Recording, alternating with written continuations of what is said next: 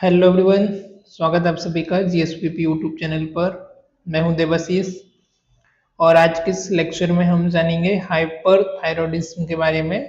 Hyperthyroidism के risk factor क्या है, किस पर्सन को किस डिजीज में होने के ज़्यादा चांसेस होते हैं, इसके कॉजेस एंड रिस्क फैक्टर क्या है, किस रीजन से किस कारण से आपको हो सकती है, किस डिजीज की वजह से या किस एज ग्रुप में आपको हो सकती है। उसके बाद हम देखेंगे इसका पैथोफिजियोलॉजी कैसे ये कॉज होती है। डायग्नोस्टिक एवेल्युएशन के बारे में हम जानेंगे, साइन एंड सिम्टम के बारे में भी यहाँ पर हम देखेंगे।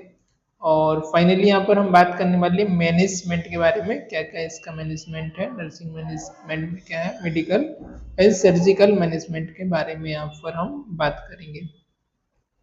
So let's begin start right. चलिए लेक्चर को हम शुरू करते हैं। हाइपोथायरॉयडिज्म, दो यहाँ पर हमारे टर्म यूज होते हैं, हाइपर और हाइपो, राइट। यहाँ पर हम देखेंगे हाइपरथायरॉयडिज्म के बारे में। तो हाइपरथायरॉयडिज्म एक कंडीशन होती है जिसमें आपका एक्सेसिव प्रोडक्शन होता है थायराइड हार्मोन का। क्या होना? Excessive production of the thyroid hormone, जैसे कि thyroxine T4 and T3,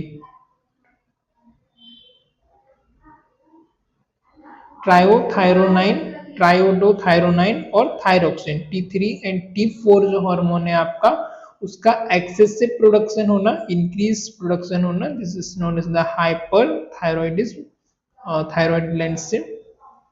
this hyper activity accelerates the body metabolism. अब ये यदि इंक्रीज होगी तो क्या होगा आपका, इसका जो फंक्शन होता है, रोल होता है, बॉडी का जो मेटाबॉलिज्म है उसके लिए आपकी थायराइड ग्लैंड रिस्पॉन्सिबल होती है। और जब भी इसका फंक्शन अफेक्ट होगा, ज्यादा होगा, तो ये आपका अफेक्ट करेगा आपके मेटाबॉलिज्म में, leading to the various systematic effect, है ना, आपके एक्सीलरेट करेगा किसकी, आपकी बॉडी की मेटाबॉलिक एक्टिविटी को, साथ ही साथ अफेक्ट करेगा आपके डिफरेंट ऑफ द बॉडी के जो सिस्टम है उसको भी अफेक्ट करेगा।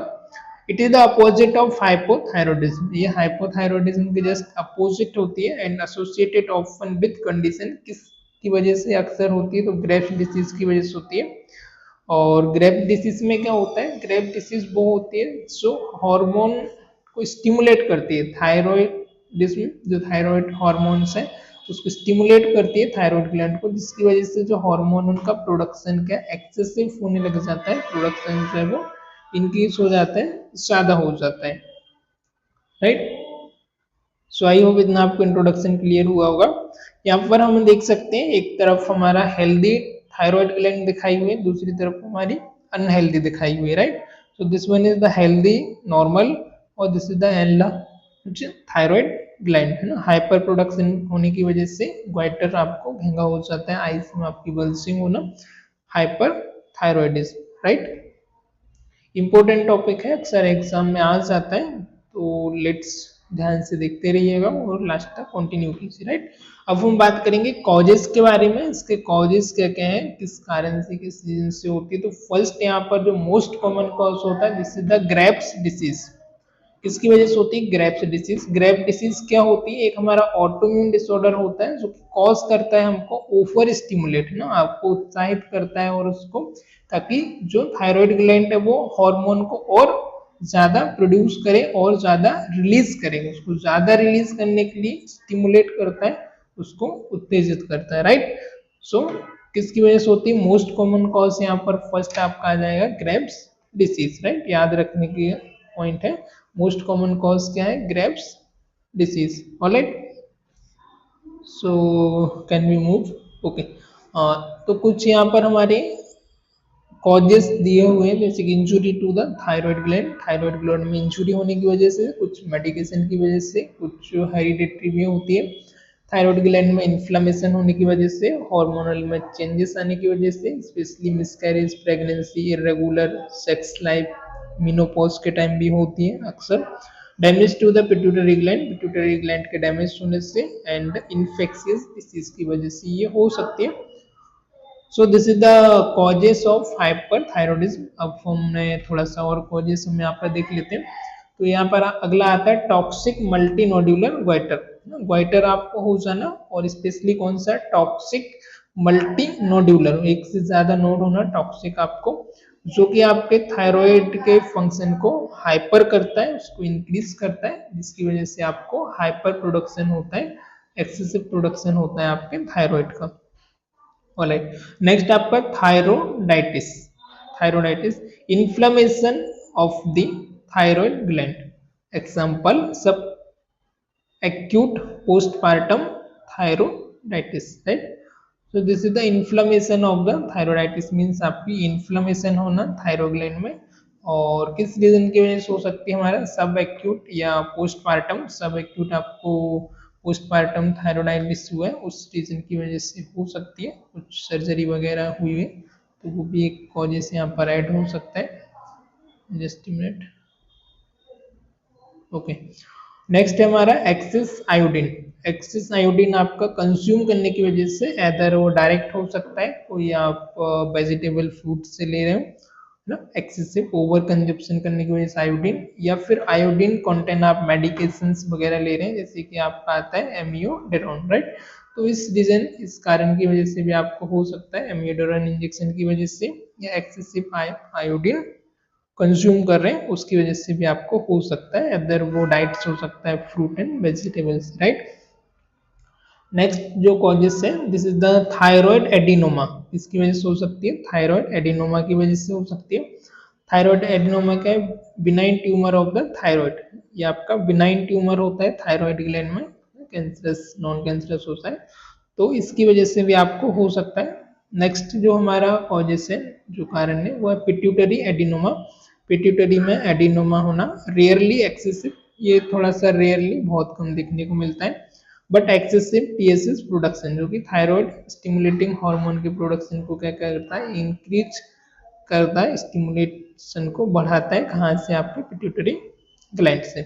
Now we are talk about the risk factor, right? I hope इतना आपको क्लियर हुआ होगा। Now we are talk about risk factor, कौन कौन से वो रिस्क फैक्टर ने किस किस पर्सन को या किस किस वजह से ज्यादा होने के चांस हो सकते हैं। तो रिस्क फैक्टर में कुछ कॉमन आ जाते हैं, ल्यूपस होने की वजह से, टाइप 1 डायबिटीज की वजह से, रूमेटॉइड अर्थराइटिस की वजह से हो सकता है, परनीसिस एनीमा होने की वजह से हो सकता है, जोर्गन सिंड्रोम की वजह से हो सकता है, जोर्गन सिंड्रोम के बारे में हम पहले पढ़ चुके हैं, टर्नर सिंड्रोम की वजह से भी हो सकता है, प्राइमरी एड्रिनल इनसफिशियंसी की वजह से भी आपको हो सकता है, राइट? एनदर कॉज में आपका जेंडर, मोस्ट कॉमन आपको जो देखने को मिलती है वुमेन्स में मिलती है, और एज की हम बात करें तो 20 से लेकर के 40 साल में ज़्यादा मिलती है एज रिस्क फैक्टर में। फैमिली हिस्ट्री में दी पहले से जेनेटिक प्रीडिस्पोज है, थायराइड डिसऑर्डर किसी को है, मदर फादर को, तो चांसेस रहते हैं कि होने के। ऑटोइम्यून डिसीज कुछ होती हैं जो कि आपके इंक्रीज करती हैं रिस्क को इन इंडिविजुअल में विद कंडीशन, जैसे कि टाइप 1 डायबिटीज है या रूमेटॉइड अर्थराइटिस है, उस केस में भी आपको हो सकता है, राइट?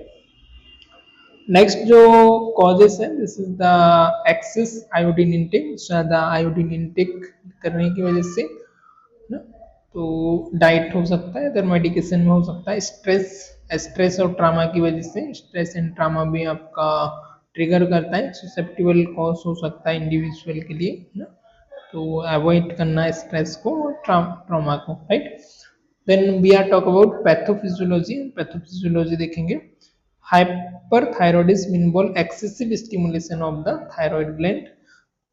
आपका किसी भी पैथोलॉजिकल रीजन की वजह से, कॉजेस की वजह से हो सकता है, ऑटोइम्यून सिक्रेशन जो कि हमारा इंक्रीज करती है, and autonomous secretion of thyroid increase. अब इसकी वजह से क्या होगा? इंक्रीज होगा तो कोई भी कॉजेस की वजह से हो सकता है यानी, तो इसमें हम ले लेते हैं इंक्रीज बेसल मेटाबॉलिक रेट। अब जो हमारा बेसल मेटाबॉलिक रेट है, जो कि हमारे मेटाबॉलिज्म में रोल प्ले करता है, वो क्या होगा? इंक्रीज होगा। अब ये इंक्रीज होगा तो नेक्स्ट स्टेप में क्या होगा?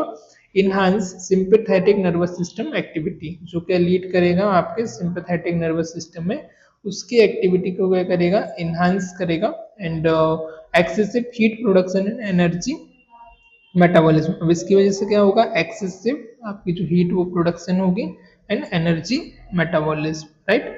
Then dysfunction in multiple organ. अब लास्ट में क्या लीड कर रहे हैं? डिसफंक्शन कर रहे हैं आपके मल्टीपल ऑर्गन सिस्टम को, पर्टिकुलरली इन द कार्डियोवेस्कुलर को जीआई को और नर्वस सिस्टम को, right.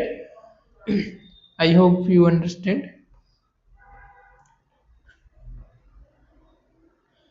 Then we are talk about clinical manifestation. Clinical manifestation हम देखेंगे तो जो कॉमन इसके सिम्टम्स है आपका हेयर लॉस होना, एनलार्ज थायराइड ग्लैंड होना, थायराइड ग्लैंड का एनलार्ज होना, हेयर लॉस होना, मसल्स वीकनेस होना, डिसरप्ट मेंस्ट्रुअल साइकिल में डिसरप्शन होना, हीट सेंसिटिविटी, गर्मी ज़्यादा लगना, हीट सेंसिटिविटी, और थोड़ी सी भी धूप में निकलेंगे तो गर्मी लगना, एपेटाइट इंक्रीज होना, भूख ज़्यादा लगना, स्वेटिंग होना एक्सेसिव, फ्रीक्वेंट बबल मूवमेंट होना, डायरिया होना, अनइंटेंडेड अनचाहा वेट लॉस होना, हैंड्स में आपके शेकिंग होना, शिवरिंग होना, हार्ट में पाल्पिटेशन होना, डिफिकल्टी इन स्लीपिंग होना, नर्वसनेस होना एंड एंजाइटी होना। This is the common symptoms. Okay okay, कुछ और सिम्टम हम यहाँ पर लेंगे। जनरल में आपका वेट लॉस होना, नॉर्मल आपका एपेटाइट में इंक्रीज होना, हीट इंटॉलरेंस होना, गर्मी आपको बहुत ज़्यादा लगेगी थोड़ी सी वजह से भी, हीट इंटॉलरेंस होना, कार्डियोवास्कुलर में टेकिकार्डिया होना, पाल्पिटेशन होना एंड अरिथमियास होना, है ना, arterial fibrillation, irregular heart beat. Neurological में आपका nervousness, anxiety, tremor, irritability and fatigue. Ophthalmic symptom में आपका आ जाएगा Graves disease and vision problem. GI में आपका डायरिया होना, बबल मूवमेंट आपका इंक्रीज होना, मेंस्ट्रुअल रिप्रोडक्शन में मेंस्ट्रुअल इरेगुलरिटीज, इवन इनफर्टिलिटी भी, right. And skin and hair loss, thin skin में आपका थिन हेयर एंड बोर मॉइस्ट ना, थिन हेयर बोर मॉइस्ट स्किन होना, आपकी बोर में मॉइस्ट होना, मस्कुलर स्केलेटल में वीकनेस होना, ऑस्टियोपोरोसिस, ऑस्टियोआर्थराइटिस होना प्रोलॉन्ग केसेस में, राइट। अब क्या क्या डायग्नोस्टिक है जो हम यहाँ पर कराएंगे, तो डायग्नोस्टिक है आपका सीरम टीएसएच कराएंगे जो कि आपका लो रहेगा प्राइमरी हाइपरटेंशन में, टीएसएच आपका। देन T4 T3 जो आपका एलिवेटेड आएगा, T3 T4 लेवल आप चेक कराएंगे एंड थायराइड एंटीबॉडीज जो कि आपकी पॉजिटिव आएगी रिसेप्टर ग्रेव्स डिसीज के केस में। Reproductive iodine uptake as per condition हम टेस्ट करा सकते हैं, तो radio active iodine uptake test कराएंगे। Diffuse uptake Graves disease, nodular uptake in toxic nodular वगैरह में ग्रेव्स डिसीज को रूल आउट करने के लिए। नेक्स्ट हमारा थायराइड अल्ट्रासाउंड, थायराइड अल्ट्रासाउंड हम कराएंगे, ऑलरेडी यू नो ना, आपको पता है फिर भी हम देख लेते हैं। थायराइड अल्ट्रासाउंड यूएससी कराएंगे हम, थायराइड का नोड्यूलर वगैरह स्ट्रक्चरल एबनॉर्मलिटीज को फाइंड आउट करेंगे। सीटी स्कैन करा सकते हैं प्रॉपर विजुअलाइजेशन के लिए, फंक्शनिंग के लिए, फर्दर स्टडी के लिए। Now we are talk about management. So management में आपका सबसे पहले एंटी थायराइड ड्रग आपको देना है, जिसका आपको नाम मैं बता देता हूँ। फर्स्ट आपकी आती है मेथिमिजोल, है ना, चॉइस ऑफ ड्रग। और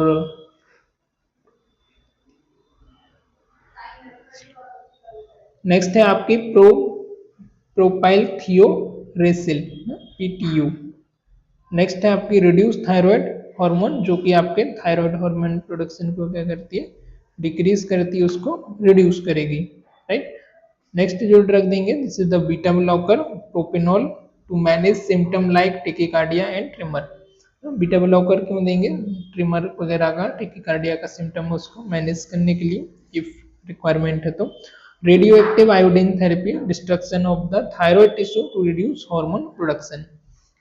radio active iodine therapy provide करेंगे जो कि कम करती है, आपके रिड्यूस करती है टिश्यू को जो कि हार्मोन को प्रोडक्शन कर रहे हैं। सर्जरी में आपका आएगा थायरोडेक्टोमी, पूरी थायराइड को कट आउट करके रिमूव करना। And cases of large goitre के केस में, नोड्यूल्स के केस में, और ट्रीटमेंट रेजिस्टेंस हो गया उस केस में कुछ इमरजेंसी मैनेजमेंट होता है, thyroid storm and cooling measures of the hyperthermia. High dose anti thyroid drug, steroid, beta blocker etcetera. intensive monitoring and supportive care. So this is the management, medical management. अब देखते हैं nursing management के बारे में. Nurse का क्या क्या इसमें रोल होना चाहिए, क्या रिस्पॉन्सिबिलिटी है, कैसे नर्सेस मैनेज करेगी. तो नर्सिंग फर्स्ट आ जाएगा आपका असेसमेंट. असेसमेंट किसका करना है, मॉनिटर करना है वाइटल साइन को, वेट चेंज को एंड साइन ऑफ हाइड्रोड स्ट्रॉम ना. फर्स्ट प्रायोरिटी करेगी, मॉनिटर करना है वाइटल साइन को, वेट चेंज करना है, सिम्टोमेटिक ट्रीटमेंट चेक करना है, कॉजेस क्या क्या सिम्टम्स हो रहे हैं वो आपको देखना है, सपोर्टिव केयर देना है पेशेंट को, साइकोलॉजिकल देना है. सिम्टोमेटिक मैनेजमेंट में पेशेंट को हम कंफर्टेबल कूल इन्वायरमेंट प्रोवाइड करेंगे, रिड्यूस करेंगे स्टिमुलेशन को, पेशेंट को इंश्योर करेंगे एडिक्वेट न्यूट्रिएंट के लिए, पेशेंट को डाइट के बारे में एजुकेशन देंगे, हाई आयोडीन डाइट नहीं लेना है. मेडिकेशन एडहेरेंस एजुकेट करेंगे मेडिकेशन के बारे में, करेक्ट आपको मेडिकेशन क्या लेना है, डाइट प्लान आपको क्या रखना है, उसका साइड इफेक्ट के बारे में एंड इसके बारे में बताएंगे. साइकोलॉजिकल सपोर्ट देंगे पेशेंट को, एंजाइटी इमोशनल सपोर्ट देंगे ताकि पेशेंट थोड़ा सा इजीली कोप अप कर पाए और थोड़ा सा एक होप मिले जल्दी रिकवर होने के लिए. एनकरेज करेंगे. पोस्ट सर्जिकल केयर देंगे इफ एप्लीकेबल है तो, मॉनिटर करेंगे कॉम्प्लिकेशंस वगैरह, वाइटल साइन वगैरह चेक करेंगे, हाइपोकैल्सीमिया, लारिंजियल नर्व डैमेज वगैरह चेक करेंगे, असेसमेंट करेंगे. Home treatment and lifestyle modification में आपको डाइट मैनेजमेंट के बारे में बताना है, अवॉइड करना है excessive intake of iodine, ensure करना है एडिक्वेट कैल्शियम एंड विटामिन ज़्यादा लेने के लिए एनकरेज करना है, रेगुलर फॉलोअप के लिए पेशेंट को एडवाइस करना है एंड मॉनिटर करना है थायराइड हार्मोन को एंड मेडिसिन को एडजस्ट करना है accordingly, right. Stress management, engage relaxation technique maintain करना है like yoga and meditation etcetera. Activity level, avoid strenuous activity until symptom are well control. ज़्यादा हैवी एक्टिविटी नहीं करना है जब तक कि आपका कंट्रोल ना हो जाए symptom, right. Symptom monitoring, symptom को आपको मॉनिटर करना है, अलर्ट रहना है, कोई वर्सनिंग कंडीशन तो नहीं हो रही उसको आपको चेक करना है, एनी अदर कॉम्प्लिकेशन को, right. So it's all about the hyperthyroidism. I hope you understood. Okay. If you have any question, any doubt, you can ask me anytime or leave your comment in comment box, right.